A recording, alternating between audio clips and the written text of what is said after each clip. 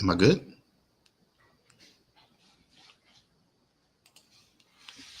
Okay, so I'm having some technical difficulties here. My computers are lagging a little bit, but hopefully you guys can hear me. If anybody in the comments can let me know if you guys can hear me.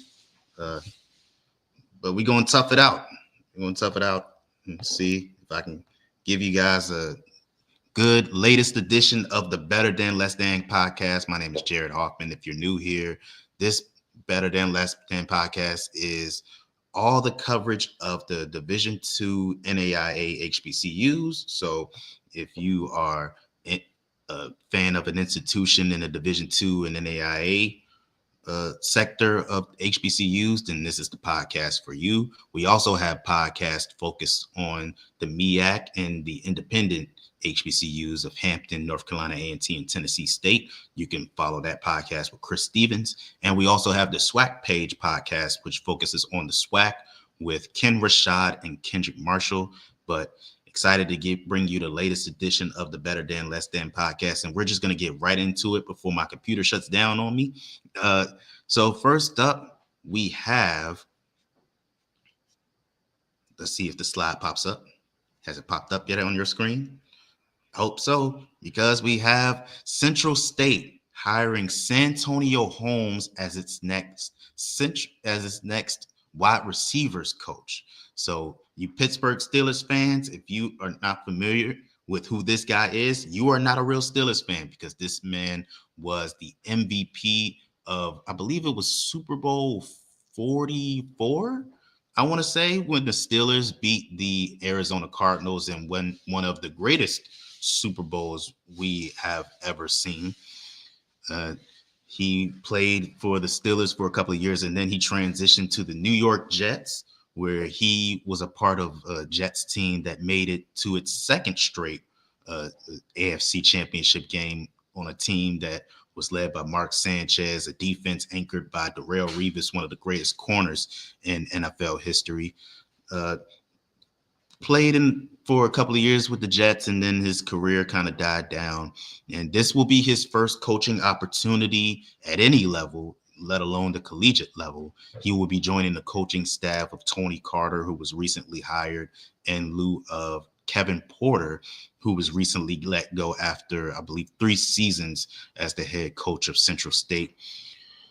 This is a very interesting hire on a number of levels. First of all, is the NFL to SIAC pipeline, as you can see in the title. There's a lot of former NFL players who are now coming to coach at the HBCU level, but at the SIAC in general has had an influx of former NFL guys come in and enter the coaching ranks in the SIAC. Kevin Porter was one of those guys. He played a couple of years for the Kansas City Chiefs, coached by the legendary Marty Schottenheimer.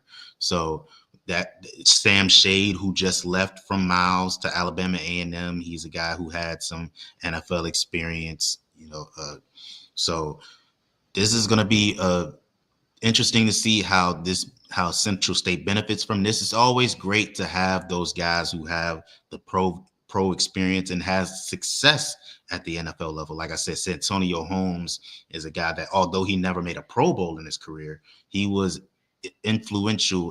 essential in Pittsburgh winning that Super Bowl over the Arizona Cardinals in what was a tight game, and he's one of the few guys in NFL history who is a guy that won Super Bowl MVP without ever making a Pro Bowl. He has something in common with a fellow HBCU legend, Doug Williams. He's another guy that won a Super Bowl MVP without, ever making it to a Pro Bowl. So he has the success at the NFL level. He knows what it's like to compete in the biggest games that the game of football has to offer. Like I said, multiple AFC championship games.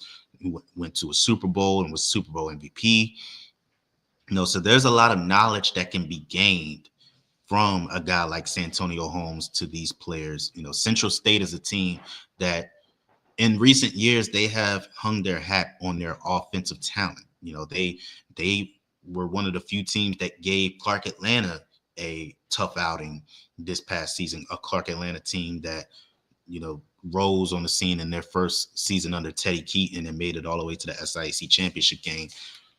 Central State was essential in that run for Clark Atlanta because they gave them a very, very good test, and they are a team that is a tough out no matter what their record states. A couple of years ago, they got a win over Mississippi Valley State.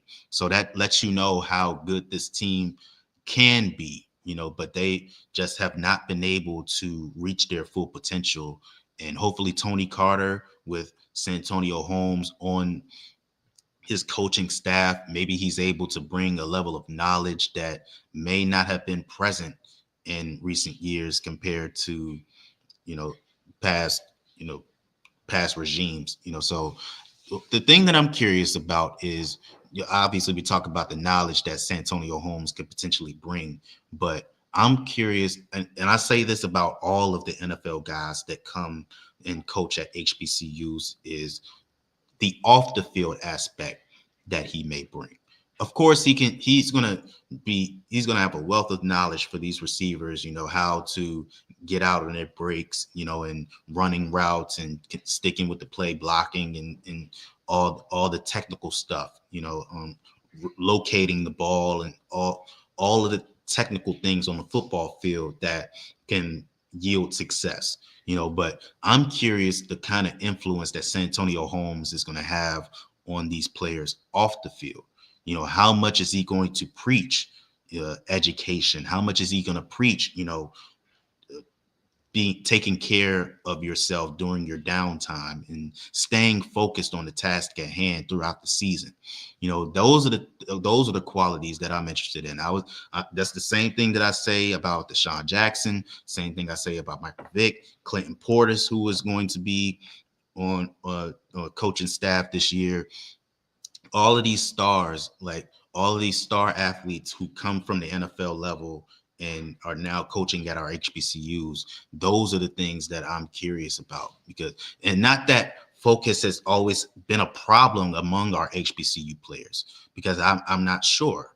We haven't heard anything, Lord willing that it remains that way, but if we've learned anything from Deion Sanders, who was at Jackson State and is now at Colorado, he continues his relationships with his players long after they're gone. He still you see videos of him communicating with guys who are on NFL mini camp, who were invited to rookie mini camps, and guys who are on training camp rosters and stuff like that. And how he continues to mentor these guys and continues to be a positive influence in their life. I'm curious what kind of coach Santonio Holmes will be, and really what his goals are as a coach on the Central State coaching staff. Is he looking to move up? Is he looking to, potentially get an offensive coordinator job? If someone calls for a head coach, will he if he's good enough, to get those calls, will he take them? And I don't mean just at an HBCU. I mean like at a Division I institution, FCS or FBS Power 4. Will he get those kind of calls, and will he take them if they come? So a lot of unanswered questions, but there's a lot of optimism for Central State, and they are in need of some optimism. They have not had a winning season in quite a while. They are in a loaded SIAC, and it is going to be very competitive this season with teams like Albany State, Fort Valley State, Benedict. I expect to be much better this year. Miles is going to be under a microscope as they, with Sam Shade being gone, and the previously mentioned Clark Atlanta. They're going after an SIAC championship under their second season under Teddy Keaton, but they'll be doing it without SIAC Player of the Year David Wright III, and one of their leading receivers, I believe it's Jamal Jones, who was the one that entered the transfer portal. I'm not sure if it was him or Armon Harris that entered the transfer portal, but one of those two entered the transfer portal. So the SIAC is going to be wide open. So We'll see what Central State is able to do and the kind of impact that Santonio Holmes is going to have on Central State. Now, moving on, if my computer will allow me to move on, we have news in basketball staying in the SIAC with Morehouse hiring Larry Dixon as its next head coach. And this is a historic hire for Morehouse. You know, as they put it, this is the first head coaching hire for the men's basketball coaching staff that does not come under the Arthur McAfee coaching tree, you know, since 1965. You know, and Arthur McAfee is a SIAC Hall of Famer and has deep roots in Morehouse basketball. You know, every head coach since 1965 has been under his coaching tree. That lets you know that having a long-lasting impact can still be achieved in HBCU athletics. And for now, that coaching tree has broken, and we'll see if Larry Dixon sticks around for the long run and potentially has his own coaching tree that is able to have a sustained level of success with Morehouse. Larry Dixon is not new to the HBCU space. He is a alumnus of Johnson C. Smith. He graduated there in 1996, led the team to a couple of CIAA division titles and CIAA South division titles, to be exact. Has an extensive 20-plus year coaching career. Previously coached at South Carolina State, coached them to what was their most recent MEAC regular season title before this past season when they won a share of the conference regular season title with Norfolk State. And he has been on multiple coaching staffs, including an NC State team that made it to the Final Four in 2024. So he brings a wealth of experience and a wealth of success. He also was on a Winthrop coaching staff that made it to the NCAA tournament 2 times in 2008 and 2010. So this Morehouse is a basketball school by the very definition. This is what Albany State is in football. That is what Morehouse is in basketball. They are arguably the most consistent HBCU basketball team at the Division II level. They have not had a losing season since 2011, 2012. So Larry Dixon has a lot of pressure on him to continue that tradition of success in the MEAC, the Morehouse men's basketball program. This is his first head coaching job. He's, like I said, he's had outside of the teams that I just named, he also has experience coaching South Florida, Georgia Southern, and East Carolina, and he started his career at St. Andrews College. So he's coached at pretty much every level. He's been at the Division I level. He's been at the Division II level. I believe St. Andrews is in the NAIA level. So he's been at every level. So that there's no question about, you know, how he adjusts to the Division II level, because we've seen him coach at many different levels and have success at every level that he's been at. So we'll see if Morehouse is able to contend in the SIAC this year. Miles College, Clark Atlanta, those are two teams that are going to be competitive in are always competitive in the SIAC, and they will be competitive this upcoming season. And we'll see. Yeah, we'll just see if Morehouse is able to get over that hump and bring the SIAC championship back to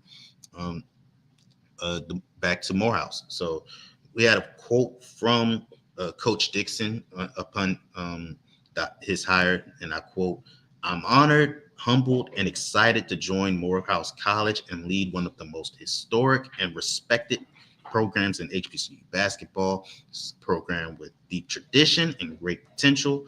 I'm excited to build on that legacy and continue to connect with our alumni and get to work with a group of young men who are striving for excellence. I am thankful to AD Ellis and President Dr. David Thomas for giving me this opportunity. So, and then we have a quote from Morehouse Athletic Director Harold Ellis, who says, "We are thrilled to welcome Coach Dixon to the Morehouse family. Larry is a championship coach, having coached on all collegiate levels, and brings a wealth of experience and a proven commitment to student athlete development and a fresh perspective that aligns with our mission to achieve excellence both on and off the court." So Larry Dixon, the 14th head coach in Morehouse history, the first outside of the Arthur McAfee coaching tree since 1965. And Morehouse looking to get extended streak of winning seasons that dates back to 2011, 2012, and bringing home their first SIAC championship in quite a while. So that's that. And before we get into this last topic, I want to remind everyone who, if you can't see me, I'm lagging. You could probably hear me. That we welcome you to subscribe to the HBCU Sports YouTube channel for all the latest content in HBCU sports. Like I said at the start of the show, we have the MEAC and More podcast with Chris Stevens that covers obviously the MEAC and the independent HBCUs at the Division I level of Hampton, North Carolina A&T, and Tennessee State. We have the SWAC page podcast that covers the SWAC with Ken Rashad and Kendrick Marshall. And of course, you have this, the Better Than Less Than podcast with me, where I cover the Division II and NAIA HBCUs. So you'll see all the news in the CIAA, SIAC, the HBCU UAC, and the independent Division II and NAIA HBCUs of Lincoln, Missouri, Harris Stowe State, Langston, Xavier University of Louisiana, Florida Memorial University, and more. So subscribe to the HBCU Sports YouTube channel. You can also subscribe to become a member of the HBCU Sports YouTube channel. You can either be a level 1, level 2, or level 3 member to get exclusive content on the HBCU Sports YouTube channel. You could also follow us on all of our social media platforms: Twitter, X, we're on Instagram, we're on TikTok, we're on probably LinkedIn. We're on all the social media apps. Search for us at HBCU Sports and you will find us. And you can always go to hbcusports.com for all the latest news in HBCU sports. Now on to our final topic. Last week we talked about HBCU athletes to expect to watch in the Division II and NAIA Outdoor Track and Field Championships. And now the Division II Outdoor Track and Field Championship field has been announced, and there is a hefty amount of HBCU athletes that will be vying for national championships.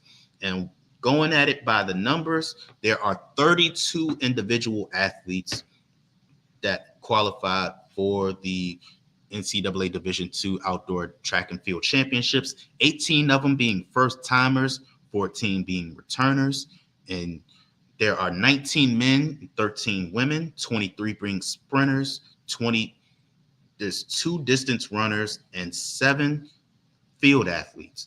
9 athletes competed in the Division I Indoor Track and Field Championships, 1 who won the 200-meter national championship in Tyson Williams of Johnson C. Smith. We'll get more into him in a second. And the 4x4 team of Lincoln, Missouri, who won that indoor national championship, and they will return to the outdoor championships looking to complete the double this season. There are 3 athletes who have a top 3 time and the top 3 season best time in their respective event. Tyson Williams, who we just mentioned, has the second best time in the 200. I believe it's a 20.17 or 21.13. Mahmoud Mohammed Adoini, I apologize if I said your name wrong, and Javon Riley each are tied for the second best time in the 400 hurdles. I believe their time was 50.18. could be wrong about that. You can go to hbcusports.com to see the full comprehensive list of all the HBCU athletes who will be competing in the Division II outdoor track and field championships with their season best times in their respective events. You have 7 athletes who qualified for multiple events. Yassine Kamara out of Bowie State is the only field athlete to qualify for multiple events. So congratulations to her. You also have Tyson Williams, who will be in the 100 and the 200. And we have Shantae George, who is in the 100 and the 200. And there's many more. I don't have the list in front of me. Those are the ones that I can recall off the top of my head. There are 11 different individual events that have HBCU athletes in them, the most popular being the 400 hurdles. There are 9 athletes who will be competing in the 400 hurdles, including Shantae George,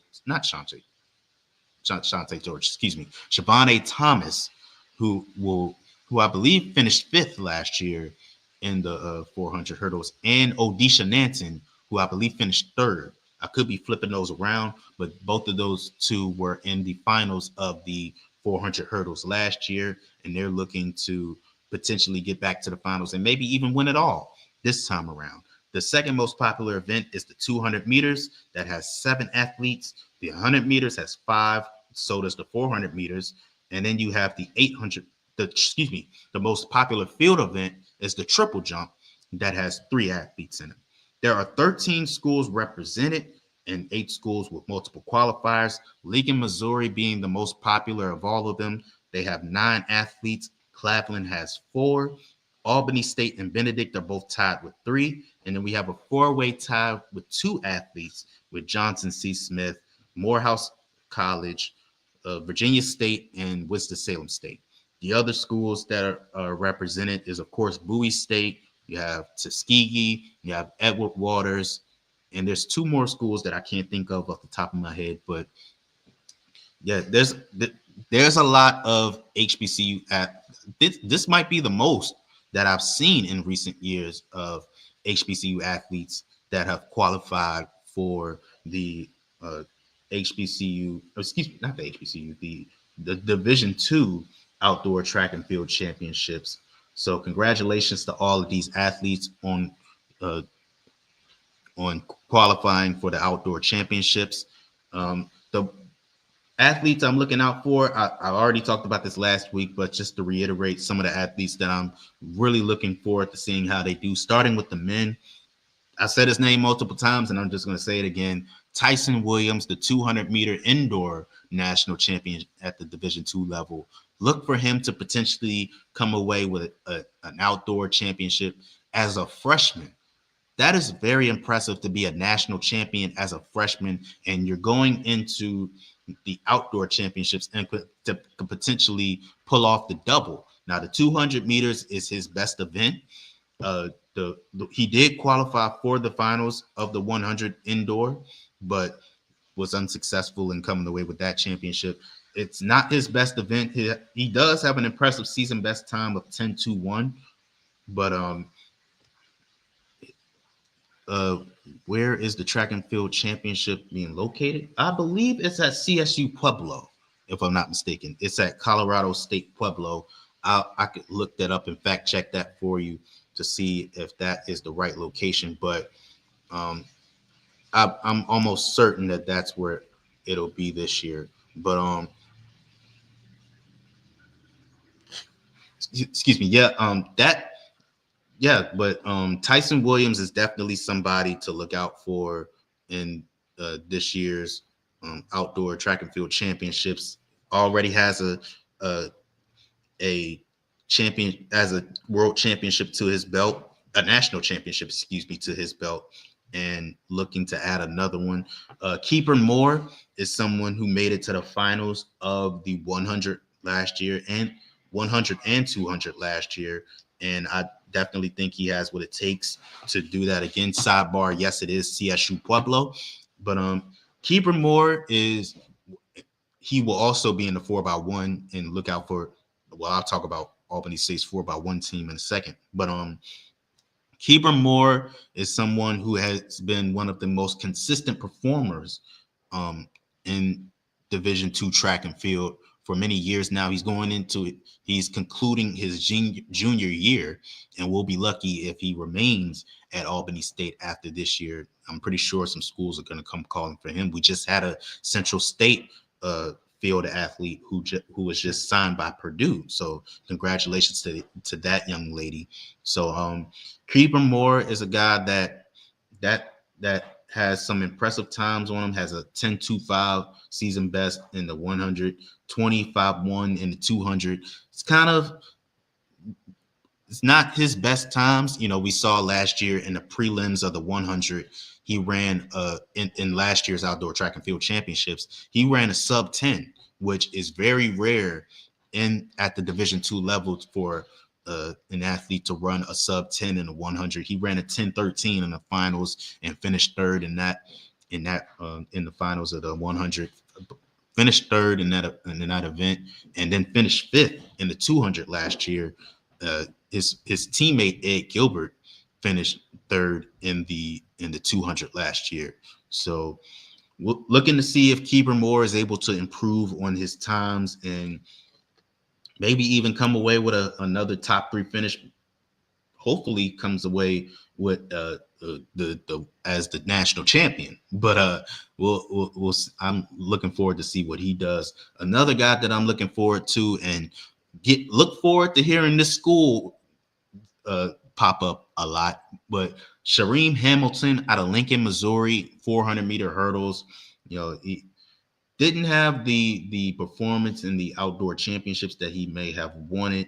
He finished third in the 400 meters, did come away with the 400 hurdles championship and a 4x4 championship, but I'm pretty sure he wanted all 3 of those. But he will be competing in the 400 hurdles this year, and I like his chances to potentially make it to the finals and doing some damage. And this time around, he is in his second national championship appearance. I believe this is his first year compete. No, he was in the 400 hurdles last year. I was about to say that I don't think that he competed in an individual event last year, but I believe, because I know he was on the 4x4 team, but I'm pretty sure he was in the 400 hurdles last year. And yeah, I think he and Javon Riley out of Claflin, I expect them to have some big performances in the 400 hurdles. Javon Riley, this has been a long road for him. This is his senior year. I believe this is his last go round, and he's been a bit snake bitten. Last year he made it to the finals of the 400 hurdles, finished 7th in that race. So I'm pretty sure he wants to be at the top of the podium. The top 8 automatically get on the podium, but I'm pretty sure he wants to be at the top of the podium, and I think he has what it takes to do it. He'll have some competition on him. The guy that he beat out for the 400 hurdles championship, Muhammad Adoini. Again, I apologize if I'm butchering your name, sir. But those two, I'm pretty sure will be very competitive for that outdoor 400 hurdles championship. And now we get to the hurdles. Not the hurdles, the relay teams that are involved, because I didn't even speak about the relay teams. I only talked about the individual athletes. There are 3 relay teams on the men's side. You have the Benedict and Albany State 4x1 teams, both of whom were 1 and 2 in the outdoor championships for the SIAC. And then you have Lincoln's 4x4 team, Lincoln, Missouri, of course, who won the 4x4 relay championship for the Great Lake Valley Conference, their first Great Lake Valley Conference championship. They were previously in the MIAA, won the 4x4 championship there, and they replicate that success in the Great Lakes Valley Conference. Lincoln, they weren't able to come away with the win in the indoor championship like the women did. They did finish second in an impressive performance, but I know that they want that win. Lincoln, Missouri, is a team. Like I said before, like I said last week, if you see Lincoln, Missouri on the screen, just keep your eyes glued to the screen because they're going to do something special. This team has been one of the most consistent track programs we've had in recent memory. Like I said last week, they are following in the footsteps of St. Augustine's, or yes, St. Augustine's, and in the George Williams era, and carving out their own niche as a powerhouse HBCU track and field program. A track and field program. Don't put HBCU with them. That you could put HBCU with them because they are an HBCU, but they are much bigger than a powerhouse HBCU program. They are a powerhouse program, full stop. So I expect them to have a big performance in the 4x4. I believe they have the second best time of the season coming into the Division II national championships. The only team that I believe are above them is Pittsburgh State, who I believe won the national championship overall. I think they won the overall championship last year. Pittsburgh State's men did at the Division II national championships. So we're looking forward to see what Lincoln, Missouri's 4x4 team has in store, and if they're able to come away with the win. Moving on to the women's side, again, we're just going to stick with Lincoln, Missouri, and we're going to look at Shantae George, who I believe could potentially have a big performance in this year's D2 Outdoor Track and Field Championships. She qualified for the Indoor National Championships in the 60 meters, finished sixth in that race. Obviously, there's no 60 meters in the outdoor season. That shifts to the 100. She will be in the 100, 200, and the 4x1. She has had she's been very busy. She's had an impressive season. She won the Great Lakes Valley Conference 60-meter title. She was fourth in the 200 in the indoor season. She won the 4x4 relay for the Great Lakes Valley Conference, and she was on the 4x4 relay team that won the NCAA indoor title. Then in the outdoor season, that success just continued, won the Great Lakes Valley Conference 100-meter title, and she finished second in the 200, and then was a part of the 4x1 relay team that took home that win. So I have no doubt that she will finish in the top three of either the 100 or the 200.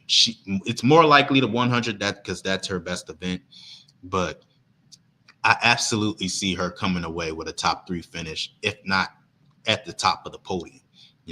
She's just been lying in wait, and it's only a matter of time before she puts it all together and has that big race in the biggest moment and is able to come away with that championship. Shifting over to her teammate, Siobhan Thomas, she hasn't performed the way that she may want to in the individual events. She is yet to come away with a championship in any of the individual events. In the indoor season, she finished third in the 200 and second in the 400 at the Great Lakes Valley Conference indoor championships. She finished 14th in the NCAA 400 indoor championship 400 meters, did not qualify for the finals. And outdoor, she finished second in the 400 and second in the 400 hurdles. She will be one of those many athletes who will be competing in multiple events. She'll be in the 400 meters, the open 400 meters, and in the 400 hurdles. So she's also what I would call a I don't want to say sleeping dog because that sounds disrespectful, but she is just lying in wait. She is just waiting to strike. I'm looking for her to potentially get over that hump and make it to the finals of the 400 hurdles. The 400 hurdles is her best event, so I could see her coming away. I believe she qualified for the finals last year in the 400 hurdles and finished fifth.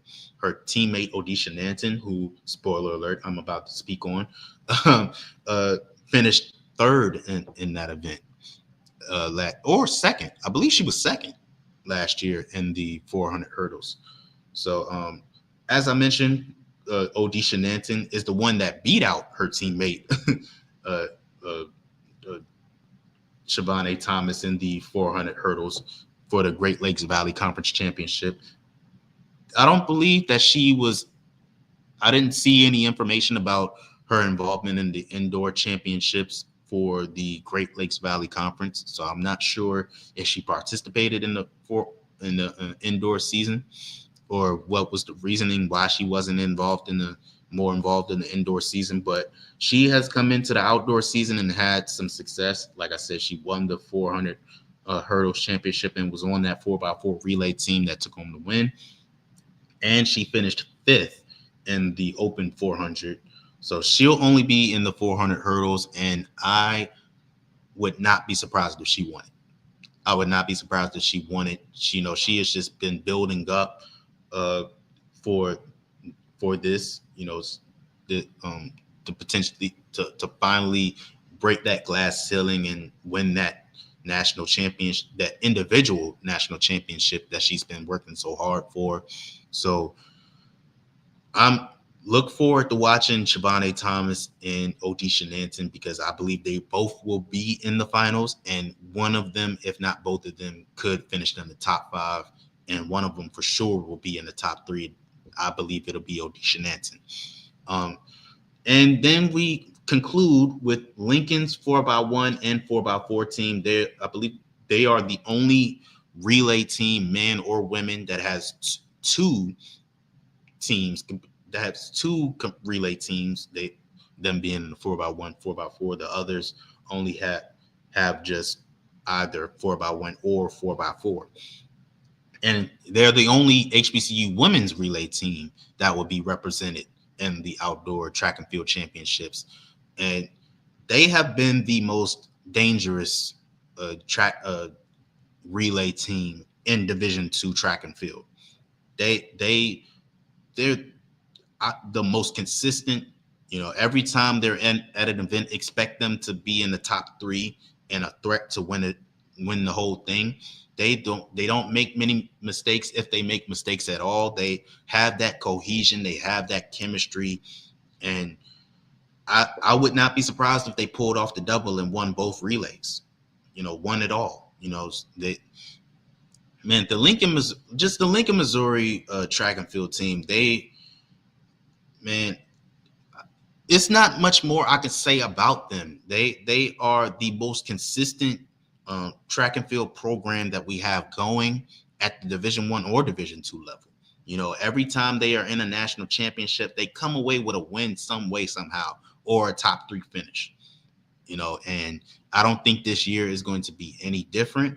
And I hope that this continues for years to come. And like I said, I said this last year during the inaugural HBCU Sports Awards. Spoiler alert: Lincoln, Missouri will have a lot of nominees in those track and field categories at this year's HBCU Sports Awards. So stay tuned for that. But their coaches need to be on the coaching staff of the 2028 Olympics. I'm in wholeheartedly believe that and I believe, if I'm not mistaken, the World Championships, their coaching staff needs to be a part of that as well, because that's just how amazing they have been. That's how consistent they have been, and I don't see that their runs stopping anytime soon. I believe Odisha Nanton is a junior or sophomore. Chanel Clark Giddings, who will also be competing in the 400, that 800 in the 4x4. She will be in the. I believe she's a sophomore or a junior. Shavonne Thomas is still has years left. So, and then the men. Shareem Hamilton still has some years left. They have a lot of talent that still has many years left, and unless their coaches that just received this big time offer from a Division I program, which is not outside of the realm of possibility, and the boss man chiming in said, yeah, that Lincoln, Missouri program is no joke, and they absolutely are not a joke whatsoever. They're going to be very good for a very long time, and you will be hard pressed to see any Division II HBCU track and field team or Division II track and field team that can knock them off their perch. So looking forward to seeing all of these athletes compete in the Division II Outdoor Track and Field Championships. Again, for those who may not be in the know, it is happening from May 22nd to May 24th. All events will be streaming on ncaa.com. If you plan on traveling, if you like to travel, you can go to Pueblo, Colorado, and watch them live. It'll be on the campus of CSU Pueblo in what they call the Thunder Bowl. And if you just feel like staying home or you got work, you busy, I understand. You could watch all of the events on ncaa.com. Again, it will be May 22nd to May 24th. So that's going to do it for this edition of the Better Than Less Than podcast. Thank you all for watching me glitch for the entire time, but hopefully my audio was fine, and everything was good there. But thank you again for tuning in to the latest edition of the Better Than Less Than podcast. You can please subscribe to the HBCU Sports YouTube channel for all the latest content. And you can also subscribe to become a level 1, 2, or 3 member to get some exclusive content. You can follow us on all of our social media platforms. We search HBCU Sports. You'll find us on Twitter X. You'll find us on Instagram. You'll find us on TikTok. You'll find us on Facebook. You'll find us on LinkedIn. You'll find us. If MySpace was around, we'd be on that too, and you can always go to hbcusports.com for all the latest news in HBCU sports. Until next time, see you guys.